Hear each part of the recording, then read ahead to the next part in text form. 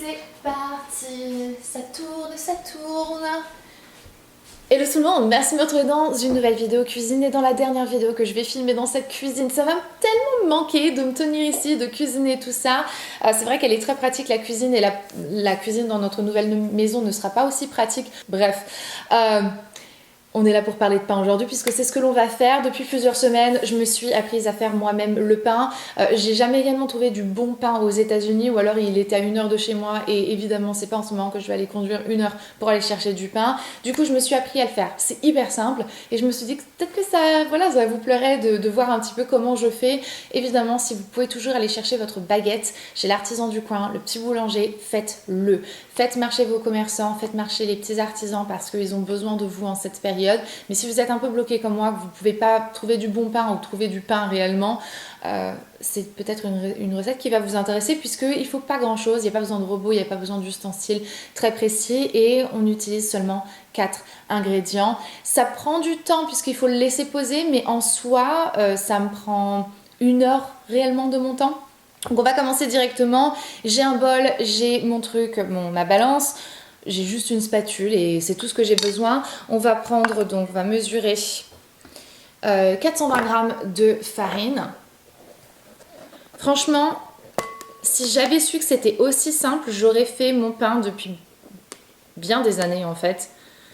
Mais j'ai toujours pensé que ce serait beaucoup plus compliqué que ça en fait. Et j'imagine que faire du vrai pain boulanger, ça doit être plus compliqué. Et si vous voulez, au cas où, vous pouvez toujours couper votre pâte en deux et faire une baguette un jour et laisser le restant de la pâte au frigo et faire l'autre baguette le deuxième jour, si vous avez une plus petite famille comme la mienne.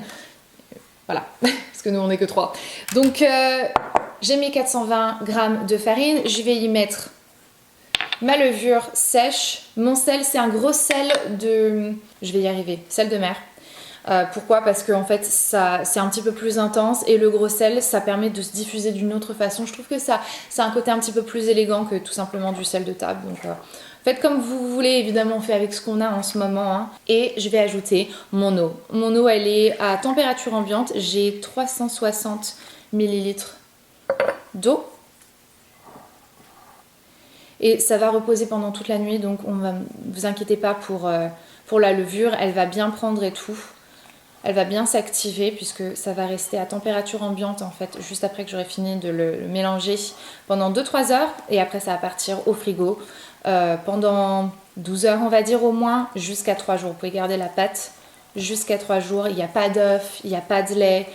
C'est juste de la farine et de l'eau, donc ça se garde quand même assez bien. Vous n'avez pas besoin de pétrir la pâte aussi, si vous voulez la mélanger avec vos doigts, vous pouvez. La plupart du temps, je le fais pas parce qu'après tu dois nettoyer tes mains et c'est chiant. Donc je préfère juste le faire à la spatule. Personne qui est encore pas content pour une raison. Hein. Buddy, what is it? Faites bien attention de bien décoller le fond de la pâte et qu'il n'y ait pas de farine en fait qui se cache en dessous. Mais sinon, voilà, je vais la reformer plus ou moins en boule. La pâte va être quand même assez collante. Donc, je vais recouvrir la pâte de film alimentaire et je vais lui donner 2 temps de pause. Premièrement, pendant 2-3 heures à température ambiante jusqu'à temps qu'elle ait doublé de volume en fait. Et ensuite, je vais la passer au frigo pour un deuxième temps de pause où là, elle va rester entre 12 heures jusqu'à 2-3 jours dans le frigo jusqu'à temps que vous êtes prêt à l'utiliser en fait et à la mettre au four. Souvent, moi, je fais donc le soir pour le lendemain à midi et j'ai toujours un système de rotation. Ça me prend vraiment juste 15 minutes en fait à faire ma pâte et à la rouler le lendemain et à la mettre au four ça me met 30 minutes donc ouais, juste hyper simple, très rapide. Et là on imagine, il s'est passé une journée complète, 12 heures, on a bien dormi et tout ça, si seulement j'ai dormi que 4 heures cette nuit. J'ai triché, j'ai déjà une pâte de prête, je l'ai faite hier, je l'ai faite hier soir. Elle a eu plus de 12 heures dans le frigo à se reposer et vous pouvez voir qu'elle est juste hyper gonflée. Plus vous la laissez longtemps et plus elle va être belle. Et je vais laisser reposer pendant 45 minutes encore en plus pour que ça remonte une 3e fois et ensuite on n'aura plus qu'à allumer le four. Donc je vais en mettre aussi sur mes mains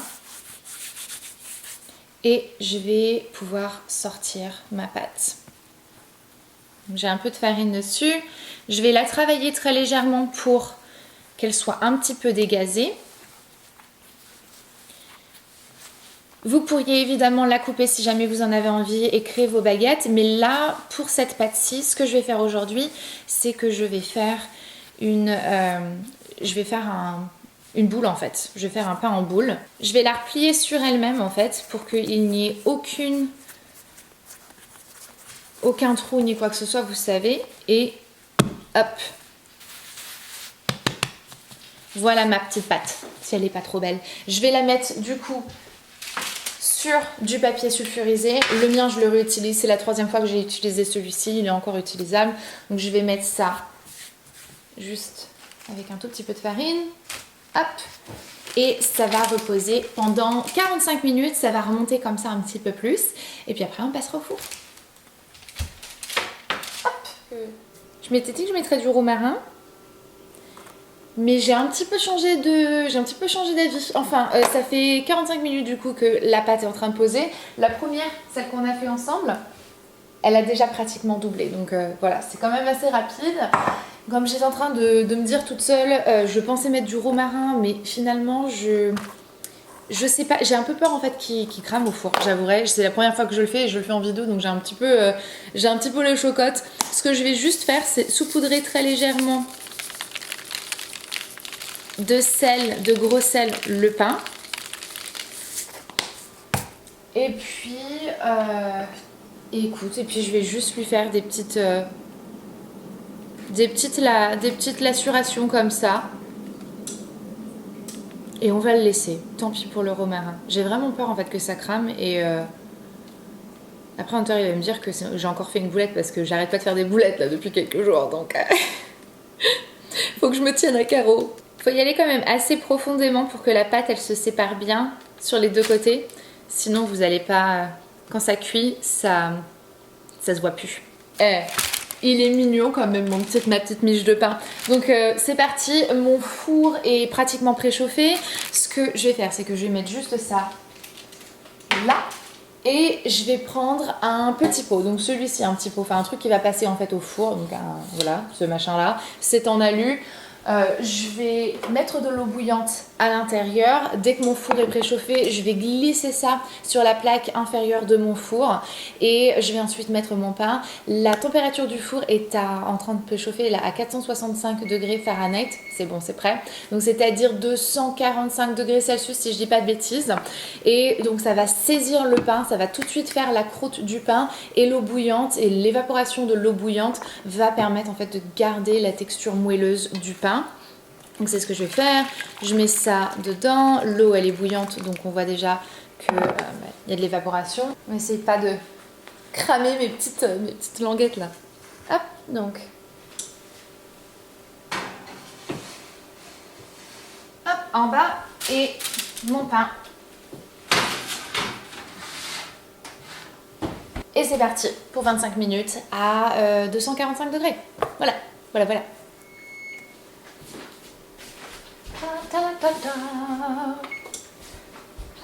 Il est prêt. Elle est où ma... Des fois, je jure, Hunter il range des trucs alors qu'il n'y a pas raison de les ranger. Et quand il a besoin de ranger les trucs, il les range pas. En plus, c'était pas rangé au bon endroit. Je cherchais ma plaque de refroidissement puisque ça y est, ça vient de sonner et mon pain est prêt. Et on va le sortir. On va voir à quoi il ressemble.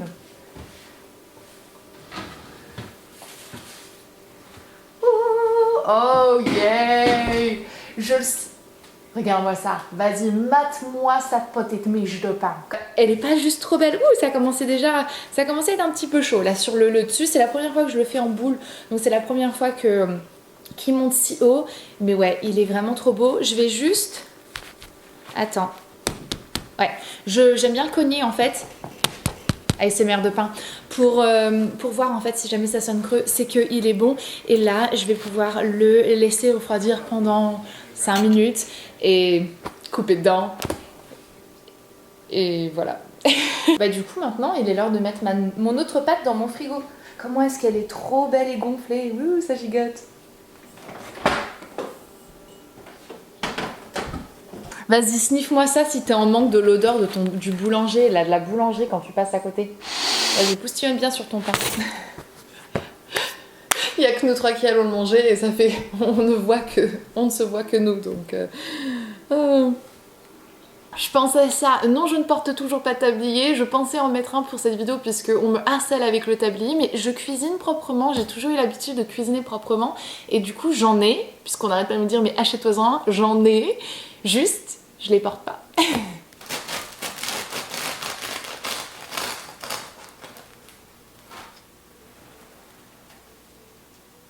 J'allais complètement oublier, la dernière fois on m'a demandé de faire un petit moment dégustation en fait après la recette des beignets et on m'a demandé de le faire pour la prochaine vidéo donc je suis contente d'avoir rajouté le gros sel dessus. J'adore. Oh, punaise, moi je me boufferais le truc entier en fait. Sans rien. Ou juste du beurre. Quand même.